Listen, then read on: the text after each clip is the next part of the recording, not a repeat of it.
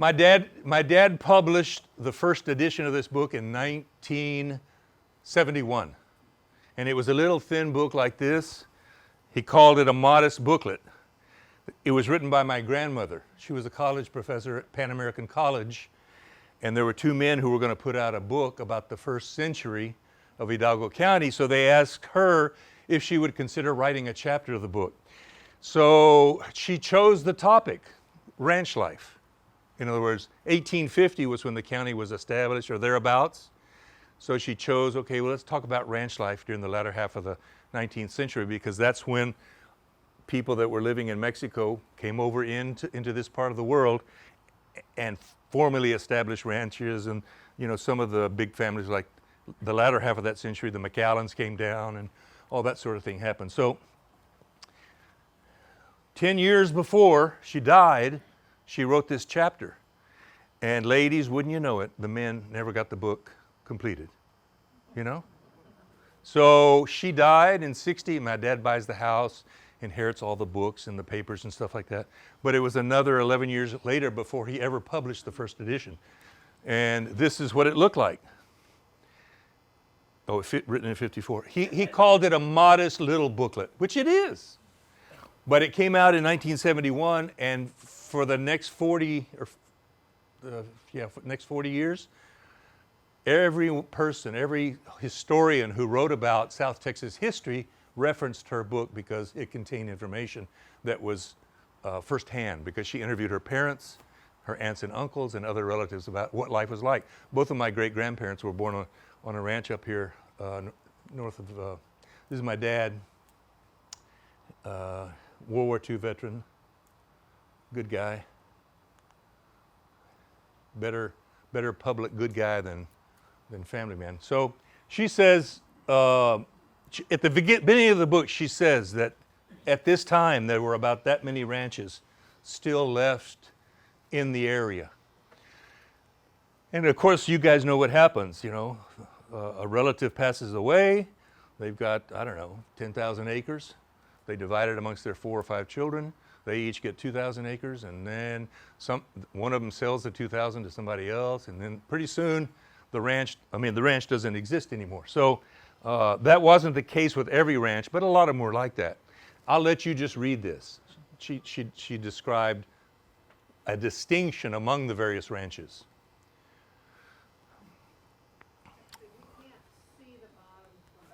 It says, most, ... now but ghosts of their former selves.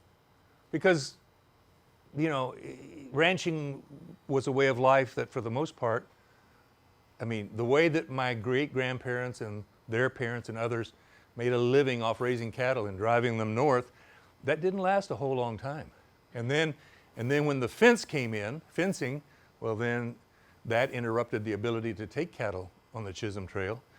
And they had drives that would come out of Brownsville and meet up around San Benito, cross over through Rio Hondo, and go north to the Fort Worth area. These are some numbers about the population in the county during that time.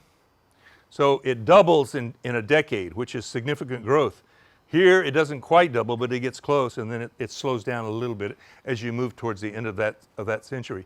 This is extra information not in the book. I only wanted to show it so that you'd have a sense of what the valley was like. Then this is numbers about people and the kinds of professions or jobs they were engaged in. Stock raising. So look what happens to it.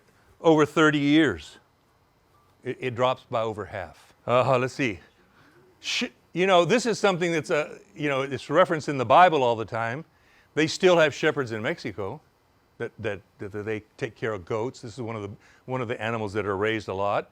You see those if you go to Mexico, which I haven't done in a long time. Well, you see somebody with 20 or 30 goats, and they're running loose. So, well, that went up. Well, it was 18 when they measured it in 70. No, it didn't go up. It did go up here. And N equals what? This is the population, I guess. This is way more information than you need to know.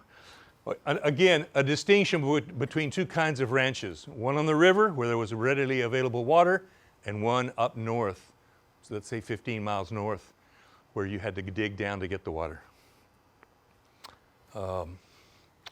And then, so,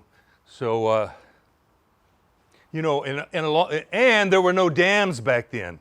So every spring the river would flood. Well, when it floods, you know, it creates new streams, new ponds, new whatever. So the water supply, in one way, in a harmful way, came to the people. Otherwise, they go down there with a bucket, just load up with whatever they needed, you know. So the point about the latter ranches is those wells were 30, 40 feet deep, and they had to be worked by hand. And they worked those wells 24/7 because cows drink a lot of water, and you're only bringing up a bucket at a time. So you can see they have a leather, whatever you call it, and then it goes into a trough. So this is a full-time job. That would be called entry-level position on the ranch. The minimum wage was quite low at the time. When I was in high school, we'd take $1, we'd go to the gasoline station, and a guy would actually come out and pump the gas, and we'd just say, give us $1 worth. And you'd get 5 gallons, and then you could drive around all Friday or Saturday night. And I was telling this guy the story the other day, and I said, but now, I just filled up this morning, but now it's $2.50 or almost $3 a gallon. And I said, so if it was $2.50, that's 10 times more expensive than it was in 1965, which means that dollar is worth a dime today. So you guys are fabulously wealthy. Yeah. So you know that in 1747, the Spanish government was concerned about intrusions from the north, particularly the French who were in Louisiana. And they were, you know, they had some settlements and stuff in East Texas, and the Spaniards did not want those guys coming down any further. So they said, well, the idea was, and then at the same time, they were concerned about the Russians up in the Northwest. They were just concerned because that was all their territory.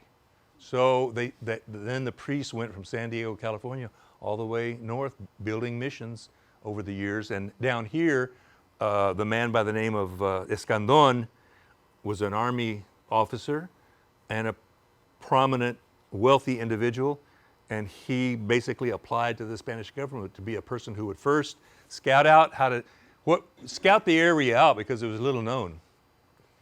Then when he made his reports, he said, okay, here's my plan for settling the area. And he established the settlements all along on the Mexican side of the river, including Reynosa, 1747. So I would have had relatives living there. Some of them, you know, ranged out with their cattle up the river and to Mier and areas like that. They were also in the city of Cerralvo, which is halfway between Roma and Monterrey. And then 100 years later, some of my relatives then came over here, and they acquired property in what became Hidalgo County. So Mexicans, with few exceptions. You know, so they didn't know the word Hispanic back then. So they were Mexicans. It used to be a pejorative term, which means if somebody calls you a Mexican, oh man, you better. Now there were a few northern people, and that a trickle, which increased once the commercialization of land and agriculture happened in the early 1900s. This is my great-grandmother right here. She was born on the ranch, and those are her siblings. And Cristoforo Vela is so she's my great-grandmother, he's my great-great-grandfather. He's the one who owned that house and operated the ferry between Hidalgo and Reynosa until they built a bridge. So she was the 4th generation. So the 5th generation was my grandmother and her 3 sisters and brother, and she's in the book. And then my father and his 2 sisters, that's the 6th generation. So we profile their lives with lots of photographs. It's a fascinating book. And the museum in Edinburgh helped us sell it and also helped us, we held a mini reunion there in the evening. Okay, so this is what the simple houses look like of the ranch workers. The owner of the ranch would have a big brick house maybe, or stone, not brick. They would get limestone, But whatever it was, this is a simple house. It has a kitchen, and then it has a sleeping quarters next door, the two structures. And then this is very smart, because you all know how hot it is here. If you get a little shade and there is a breeze, well, you can, you're not going to roast. These were the tools that they used. This one to grind the corn and make tortillas. This one to grind spices. And my grandmother, I remember being in her house in Edinburgh, and she'd be making rice. Well, she'd put garlic and onions and tomato, I don't know what else in here, and just mix it all up and then put that in the skillet, which was fabulous seasoning, and then cook the rice. So that's the molcajete, which is a indigenous name. It comes from the indigenous cultures in Mexico. So 1880, so 150 years or 40 years or whatever it is there, let's say 1890, would be 130 years ago, right? Or is it 230 years? You all do the math. And then my grandmother even has who owned it, the Miscavazos. First stoves, first sewing machine, who introduced it. I love to tell this story. My great-grandfather, when I was a kid, Papan, his name was George Jr., I was 10 years old, and I started playing Little League Baseball, and he told me, he said, I threw the first curveball in Hidalgo County. I was like, oh my God. Could have been total BS, but but then he said he had the first bicycle. And that's a believable story, because you can see, well, at one point there were no sewing machines in the county. And then through trade, etc., these are these little things. My dad had one of these, this little clay pot with a glass on top, and the water soaks through it and it evaporates and it keeps the water cool. And this is to put cheese and other things on to keep it away from the riffraff, i.e. the rats. No banks, so this is where you kept your money and your valuables.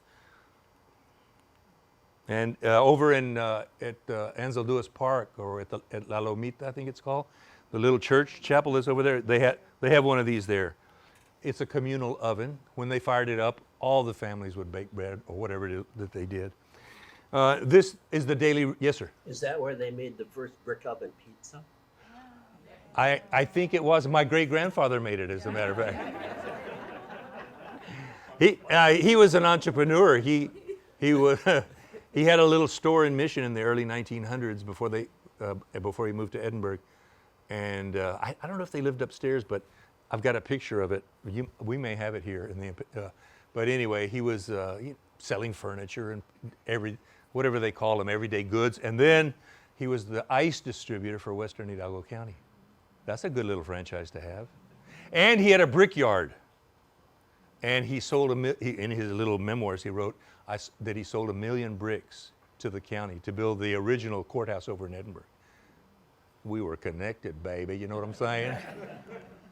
Here they are making tortillas in the mornings, so my grandmother says as many as 7 or 8 people helped run the household. You got to make tortillas, you got to make coffee, you got to make beans, you got to take care of the children, this and that and whatever. I guess if the men are going out into the field, you got to make lunches for them. So everybody was, there was plenty of work. These are the various jobs. Errand boy, that's a good one. Laundress, ooh, somebody to make tortillas, etc. Okay, the water supply. This is what the men were involved with. So in 1900, why did it take that long to get a barrel? I don't know. But, a guy shows up with a cart and a barrel, and now it's like, what is the name? Culligan? He'd go around to your houses and deliver water. And look over here, you see, there's a great history about these, because they were invented, and the early adopters. Who do you think first was the major customer for windmills to pump water? Huh? Ranchers? Who else? Anybody else have a guess? Do you think they were expensive when they first came out? Yes. Okay, do you think? So anybody else have a guess? You didn't know you were going to have to work this morning, did you? Cities? I read in the history that it was the railroads. Because every time they stopped that train, they had to fill it up with water. So they had to have, there's no way to run pipes, 300 miles. So they dig a well, and that's the water. And then what happens with technology is Once the railroads are buying them, then they begin to produce a lot more windmills, and the price comes down and down. Then the rancher can buy it, etc. This is branding. This is working the cattle. And I believe once a year they would take them north. And this went on for a few years. These are brands belonging to members of the Vela family. Let's see if I can see. Here's Crisoforo, the man who owns that house over. And take them now. Why would they take them north? Well, you know, that's a very good question, A+. Because when they were in Mexico raising cattle, the big markets were Monterrey, San Luis Potosí, of course the biggest market, Mexico City. So most of it was going south. But when they, I guess I don't have the right answer for that. It's because of the Civil War. Well, the Civil War for sure. They Yeah. There was big demand for beef in the Civil War. So one of my great-great-grandfather was named Junior, and he was raised over in Brownsville area by the Iturria family, and they had mercantile stores in both Matamoros and Brownsville. And so he was raised in that environment and learned about how to run a mercantile store, which his son and his grandson, et cetera, did for many, many years. But he got hired by a man in Corpus Christi, and he went up to Corpus, and the man, he worked in that mercantile store for a while, and then they decided to build one over in the vicinity of Falfurrias for that population, that ranch population up in that northern part of the county. So my grandfather hauled lumber overland from Corpus to that area to build the store, and they would haul hides and bones. How gross. Back, there's a market for cattle, I guess for leather or something. It's a stinky business, I'm sure. This is fascinating. 6 months at a time they'd be gone, because how fast does a cow walk? You know, and there's no filling stations to gas them up so they can keep going. You know, they get tired, they're going to probably sit down and just say, you know, I'm going to stay here for a while. So not all the men would go on the cattle drive, but they had quite a few of them would. Then the women are back on the ranch undefended, and that's when the rats came out. The highwaymen, the bad people. This is another thing, you know, there was no Walmart, no Sprouts, no Costco. So they grew their food, and they lived off the wildlife that was available on the ranch. And there was a variety of wildlife. You know, you had javelina, you had rabbits, you had deer. They raised their own chickens and pigs. So possums are the best. Yes, if you need a recipe, just see this gentleman right here. So here's a review of the kind of foods that they would be able to eat. Of course, what's the basic? Beans and tortillas, yes. I could live on that.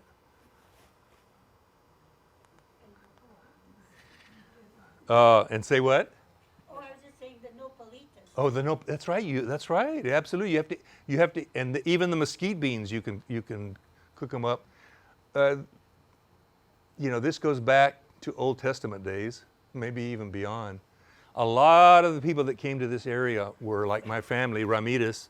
They were Sephardic Jews from northern Spain. And when Spain kicked the Moors out in the 1490s or thereabouts, they consolidated some of their kingdoms, and then they gave people a very simple choice. We'll kill you, or you can become a Catholic, or you can get the hell out of town. And many of them chose to get the hell out of town, and they came to the New World. And they preserved a lot of their traditions. And there's a bread that you can see in the panaderias here, and it's called semita. And I remember as a kid, I always loved semita. It has a real itsy bitsy sweet taste to it, and it's about that big around and about that thick. Well, semita is Semite bread. And so anyway, and I don't know if this is a Jewish trait or not, but my dad was telling me about, I guess maybe one of his great grandparents on the Jewish side, and back in the old days, which was before our time, I suppose, they didn't have funeral homes, or you had the body in rest at your house, and then people come to your house to pay their respects, et cetera, et cetera, et cetera. So my dad said that his relatives were sitting at the kitchen table with friends talking, and then people would show up at the house to give their condolences. And as soon as this happened, she went into wailing. wailing and moaning. Oh my, go greet the people. Okay, let's go have a cup of coffee, you know. So this is, still popular today, machacado, because they didn't have refrigeration. They'd salt the meat and dry it, and then they could take that on the cattle drives, and you could also eat it, through the season.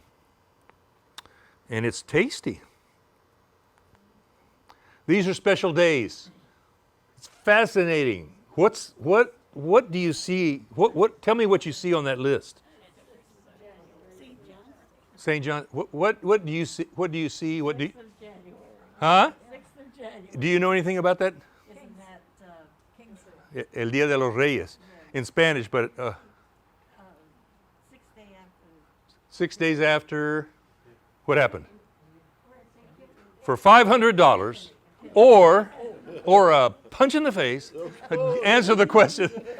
Well, who knows? Which of you are good Christians and know what? Yes. Is it when the wise men reach? Maybe so. Yeah, that's why they call it in Spanish the Day of the Kings, El Día de los Reyes. But they celebrated that day, and in Mexico, it's still a very important day. But what else do you see? New Year's Eve. Yeah, I know. I know you can read, but what else do you see, or what do you not see? Yeah. Okay. Who wants to tell me why Christmas isn't up there? If they know, or take a wild guess. Yes, ma'am. Well, that could be part of it, but what else? No Costco, no Walmart, no Amazon. There was, plus they're in the ranch country. You have to go to Brownsville or Rio Grande City to find a store. So, gift giving, I'd like to give you a dozen possum tacos for Christmas. This was a big one. People would come from all over the ranch, maybe from adjoining ranches, and they'd hire musicians out of Brownsville or out of Rio Grande City, and they'd play, and the party would last all night long. And that's where they got the firecrackers. Then they had a rifa, which is a raffle, and they said men would put all of their names in a hat, and the women would put all their names in a hat, and then they would draw, and then you would be matched up with that person, kind of like maybe from New Year. On January 6th, you would exchange a gift with that person. Those were compadres, the compadres. St. John's Day, very interesting here also. The form of getting a haircut. Just like, tell me where you want it cut off, and bam, with an axe. Hey, that'll be 4 cents, So I've seen this reference, St. John's Day. I don't know what it is exactly, because I was raised as a helter-skelter Christian who believed in Jesus, but I just didn't learn all the dogma. This is a great line right here. Any day was special. If they were going to bake bread, if they were going to make a quilt, everybody comes, not everybody, but the ladies would come together, and it would be a social event for everybody except the hog or steer. They did not feel special about being invited to that event. This is the quilting party. A slaughtering was to the men. Oh, never mind. I don't know where that hamburger meat comes from. Few missionaries.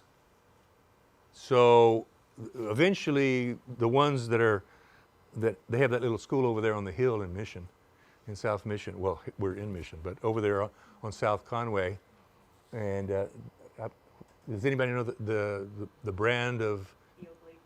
The Oblates. And so they would go on horseback from ranch to ranch, marrying people, doing any of the religious, how do I call them, ceremonies or observances there. You could not confess to somebody else on the ranch. So when the priest went, well, you're probably there a while if he hadn't been back in 6 months. So, and my grandmother, she was a devout Catholic, and she got pancreatic cancer, and then she, at the end of her, it must have come on pretty fast, and she stayed in a clinic in Roma. One of her former students, Dr. Mario Ramirez, who was on the Board of Regents of UT Austin, he said to my family, bring her up here and we'll take care of her. So she stayed. It was like hospice care, but he took care of everything for her. But one of my dad's sisters told me, or one of my cousins, they heard it from their parents, that my grandmother, during the war, according to my brother, my father raised the question, hey, to the priest, hey man, what, normally in war you're dropping bombs on the enemy. He said, but we're not doing that. We're dropping bombs on civilians. And the priest's answer was something like, yeah, but they're not really human, or something like that. It's okay to, yes sir. Speak up a little bit, please. Yes sir, I can. Yeah, I wish you'd said something earlier. But anyway, so my dad fell away from the Catholic Church, but he was a very good-hearted person, interested in justice, interested in fairness, personally accountable for himself, etc. So, where was this going? Oh, my grandmother is in hospice care, taking morphine.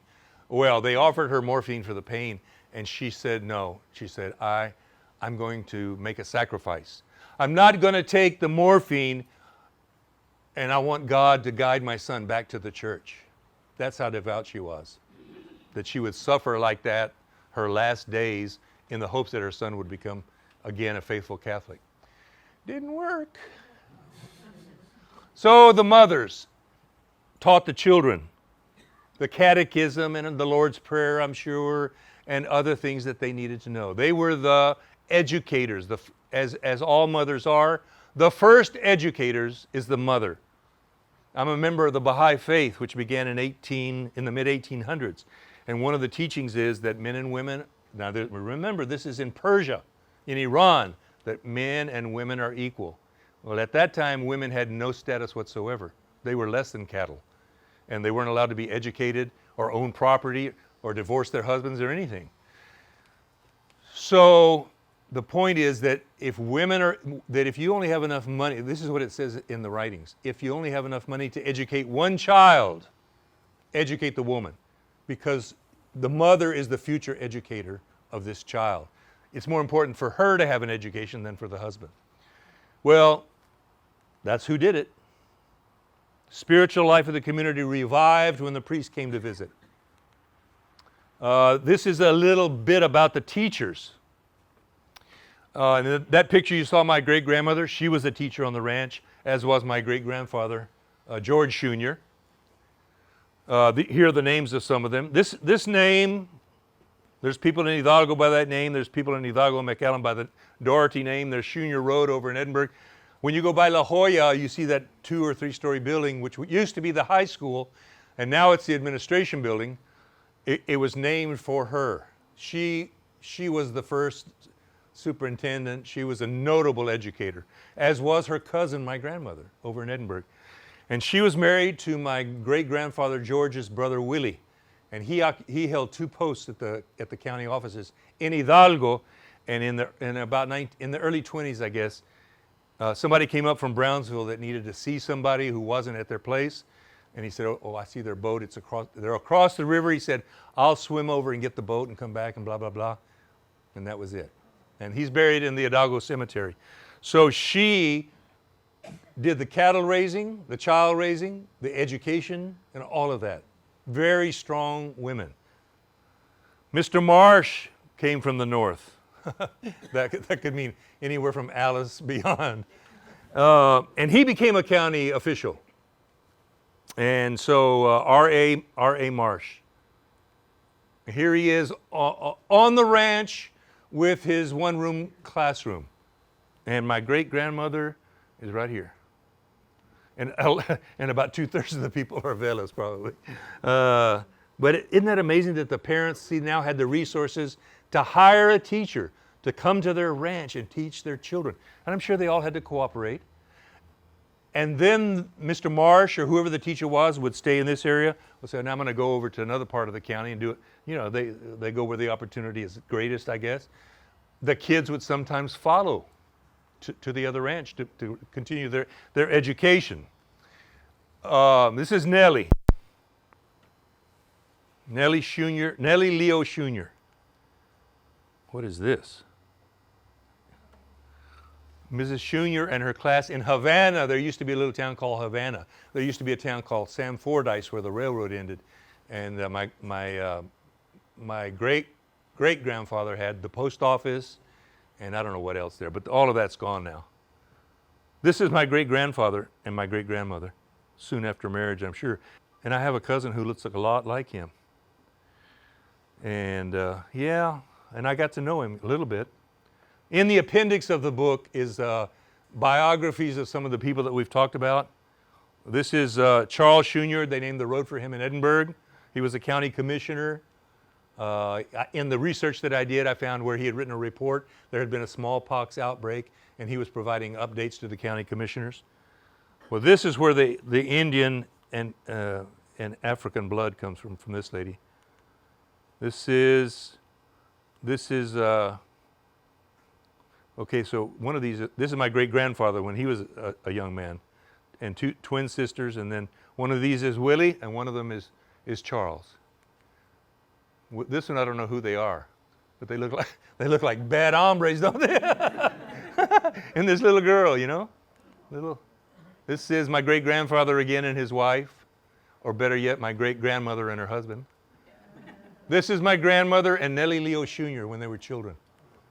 This is my grandmother at 16, and this is a photograph, and this is a spelling bee, a spelling competition medal that she had won.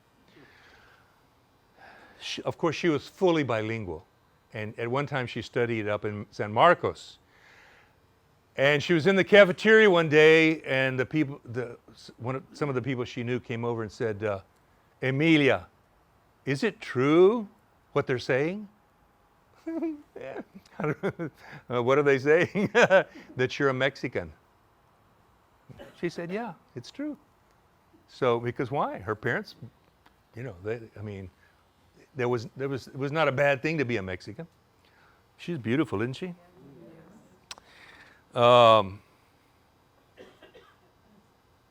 Yeah. She was a very demanding teacher.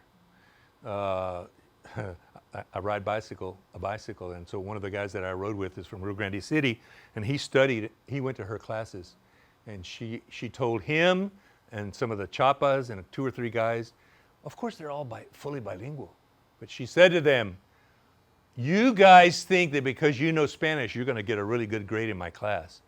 She said, "You'll be lucky to get a C." And that's the way she was, man. She had a real high standard for herself and for her students. This is her. She graduated valedictorian.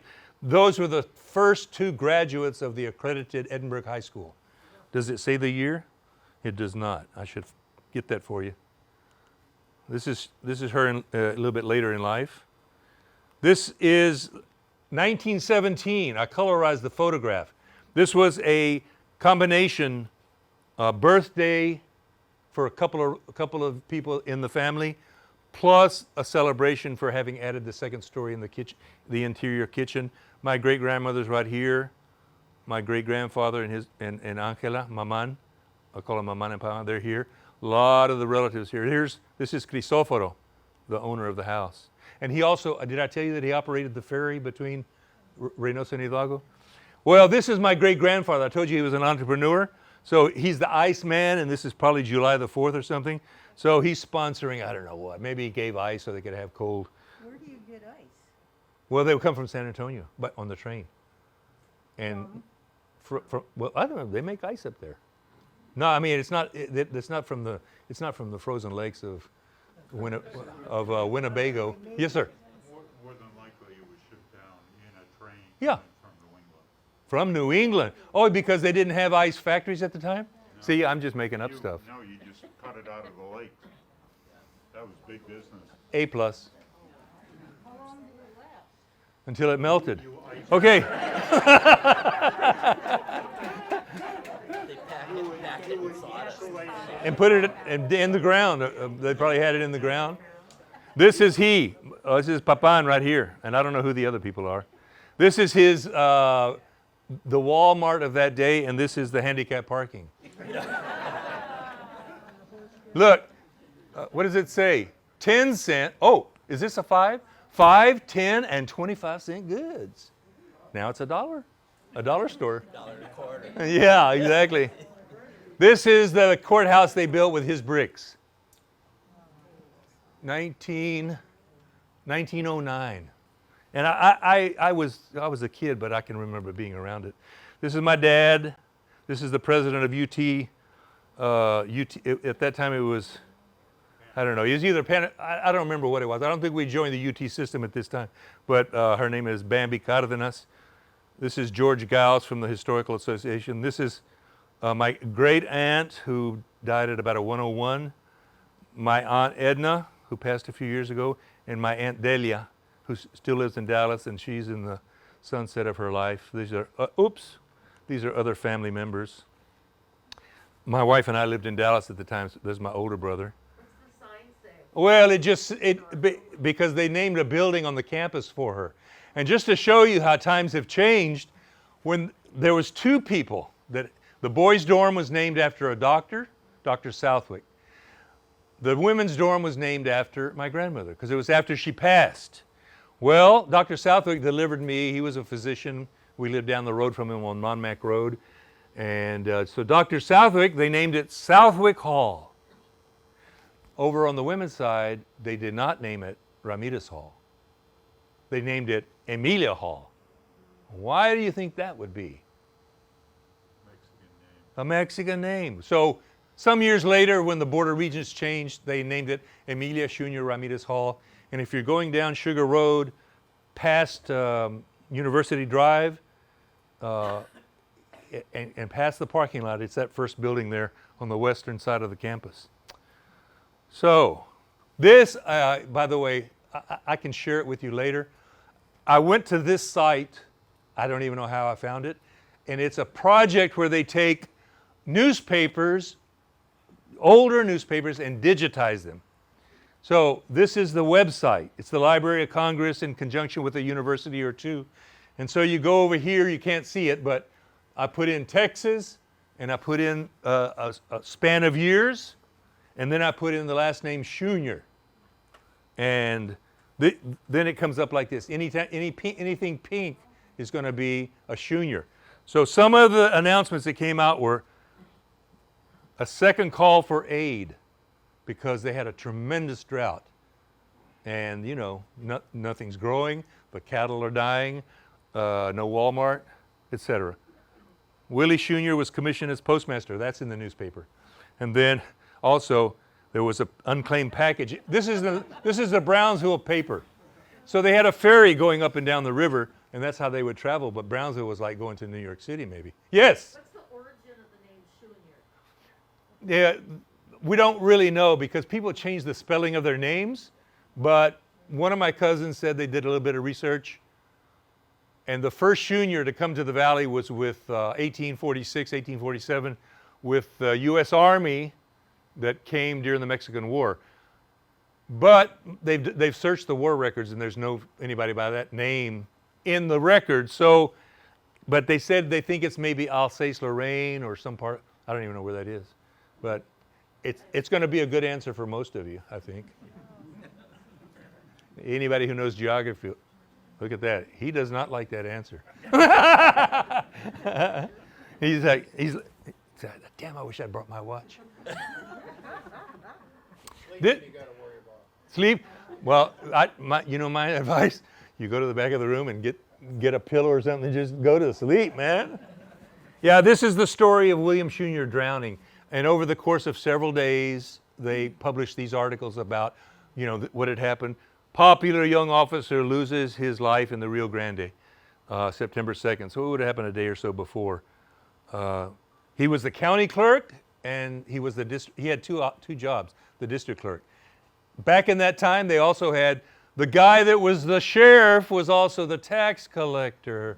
Of course, he had weapons, and you were in pretty high danger of losing your ranch to this guy. This is William. This is William and Nellie. So these are the articles. William drowned. Then a longer article, kind of a tribute to him on September 4th. An eyewitness tells the story, a man by the name of Lance who saw it happen and couldn't do anything about it. Oh, this is the tribute. And the tribute was written by Mr. Marsh. Actually, at the end of the newspaper article, it has R.A.M. And we know that his initials are R.A. and his last name Marsh, so he's the one who wrote that. So Willie was a very loved member of the community. So that, my friends, is the name of that tune. It's wonderful to be here with you, especially this guy right here. And I want you to give him a round of applause because he didn't fall asleep. All right. Hang in there, people. Yes, ma'am.